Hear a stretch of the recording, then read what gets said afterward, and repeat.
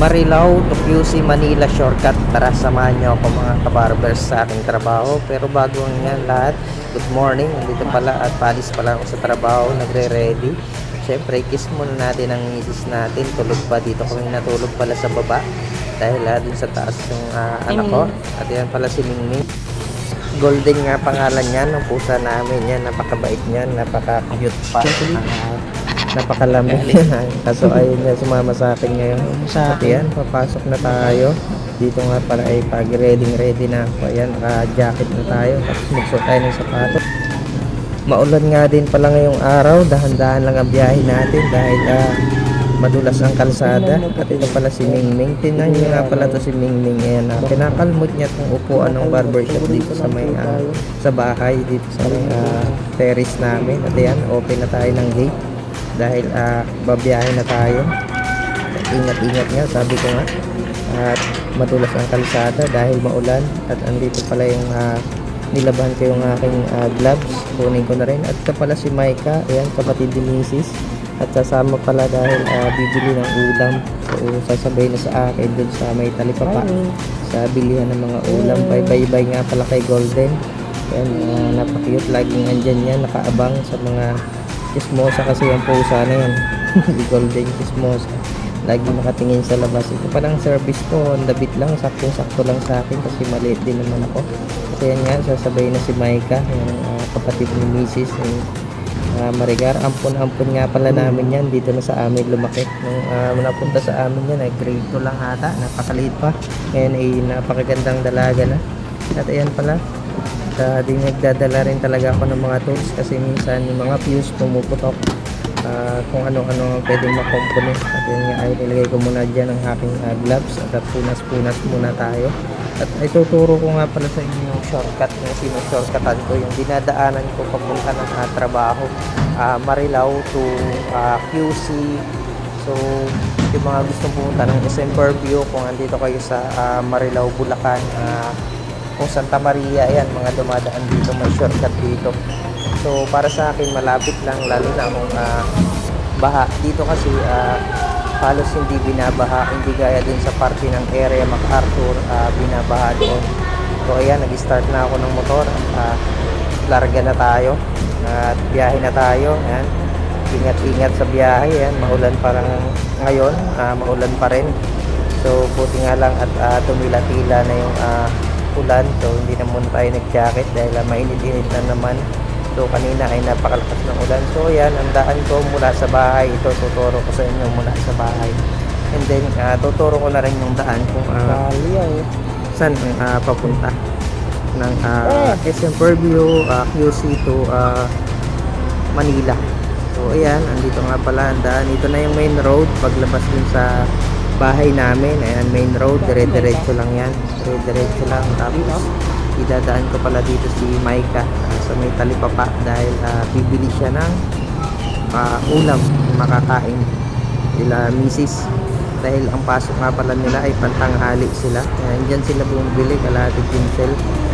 At ako pala ay dadaan din sa bilihan ng mga gulay dahil may hilig ako sa gulay. So may nakita akong pako, mukhang sariwa. Sabi ko, bili na rin ako nitong pako. Sa pipino, bibili na rin ako. Tinanong ko nga kung magkano. 25 din pala itong gantong pako. Napakamahal din pala nito. Tapos yan, pipino, bumili na rin ako. Tapos bili na rin ako ng itlog na maalat. Pero wala daw sila dito. Kaya daan ako doon sa bilihan ng itlog. Meron doon nagmamantikang itlog na maalat. Kaya bibili na rin ako. Siguro mga 3 piraso, 2 piraso lang. 3 piraso na lang ang binili ko. Para doon isasaladin ko na lang kapag dating sa trabaho. At iyan, ito nga yung daan na to. Pag galing ka ng sa amin, ayan, kanan ka dito. Pag galing ka ng Santa Maria, kaliwa. Bisita yung tawag dito sa may simbahan. Pasok kayo dyan. Dire-diretso lang. So hindi naman kayo maliligaw kasi main road lang yan. Wala naman iba kayong dadaanan dito. Kasi dyan lang talaga ang dadaanan nyo, wala nang ibang tagos dyan kundi doon sa may kawayan to Valenzuela muna ang tagos nyan. Naubo pa tayo habang nagdadab. Ayan, dire-diretso lang yan. At pagdating mo dito, ayan, hindi ka na pwedeng tumagos doon kasi wala naman dadaanan. Kaliwa ka lang yan. Then, dire-diretso lang ulit. Sabi ko nga, sundan nyo lang yan, yung mga motor, yung mga sasakyan, kasi wala namang ibang pupuntahin yung mga yan, kundi doon din ang tagos talaga nito sa mga QC, Caloocan. Ayan, dito na tayo sa may heritage. Yan, dire-diretso pa lang hanggang dyan. Ayan nga, at nadaanan ko ay baha dito, kakauulan lang, minsan hindi makadaan dyan sa may area dyan sa Marilao, kaya dito ako dumadaan, shortcut ako dito sa may heritage. Ayan, paglabas mo dito sa may heritage, sa may gate, ito yung tulay ng Marilao, ang tagos niyan sa may SM Marilao, yung tulay, malaking ilog na yan, dire-diretso lang kayo dito.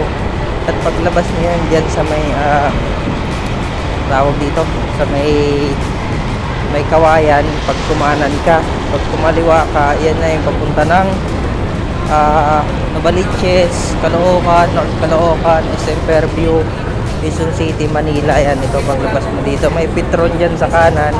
Pag kumanan ka dyan, papunta may kawayan, NLEX, kaliwa tayo dito, dire-diretso tayo dyan para tagos natin sa may Novaliches, Carino.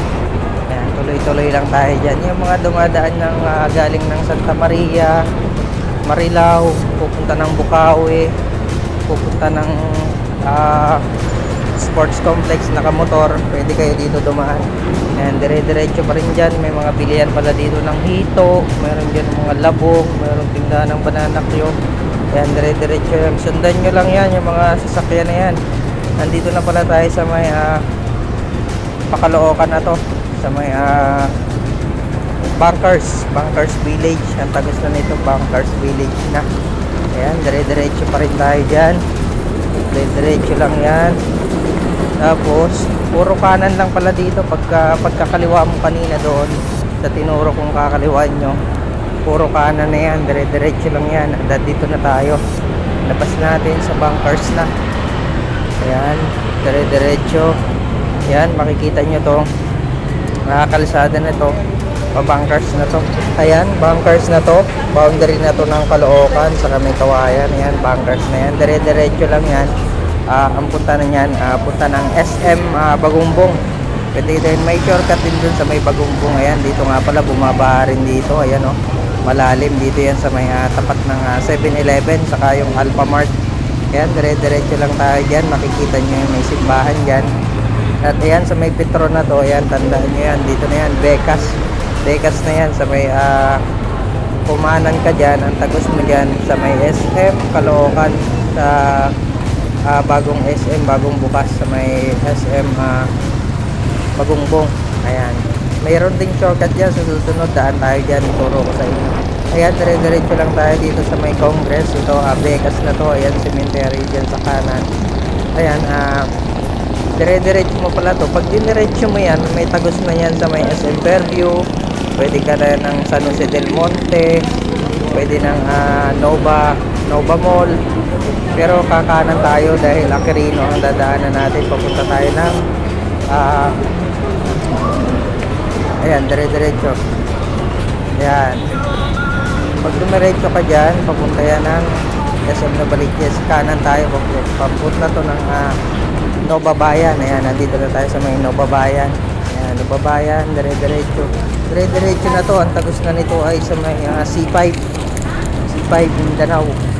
Dire-diretso man yan. Ayan, nandito na tayo sa C5 Mindanao. Pag dumiretso ka nyan sa may papunta ng ano yan, Balintawak, Baisa, kaliwa tayo, dire-diretso C5. At tagos mo yan, tumbok mo yan sa may Trinoma na.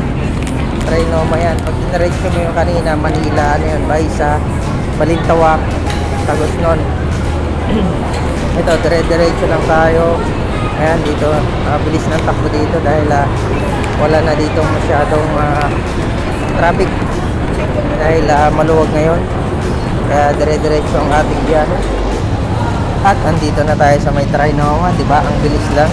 Binabiyahe ko yan, kaya kong biyahe ng 45 minutes. Yan, kaya ko yan dire-diretso mula Marilao, Bulacan hanggang dito sa may Quezon City, Trinoma, sa may trabaho ko, Bruno's Barbers. Ayan, nandito na nga tayo. Ayan, Trinoma. Ayan, ito, Trinoma. Diyan ako sa may Bruno's Barbers sa taas, second floor. At punta na tayo ng parking ngayon. Dire-diretso lang yan, papunta ng parking. Ayan, makikita nyo, andun yung Soler. Yung kabilang left side, andun naman ang Bertis. Ayan, nagpasok na tayo sa may parking. Ito pala yung parking, umikot lang tayo ng konti. Tapos ito yung pasokan ng parking, kukuha lang tayo ng parking ticket. And then, pasok na tayo sa trabaho. Ayan, pindot ka lang dito, kuha ka ng parking ticket. And then, dire-diretso na tayo dun sa ating pagpaparkingan. Ayan, dito na tayo sa ating pagpaparkingan. Parada lang tayo dito. Ayan yung ating pinamili. Bit-bitan lang natin. At andito na tayo. Ayan, ang aking trabaho. Ayala Mall, North Trinoma. Ayan, dito tayo. Punta na tayo. Pasok na tayo. Ingat-ingat tayong lahat. Love you all. God bless all. Sana ay marami tayong blessing.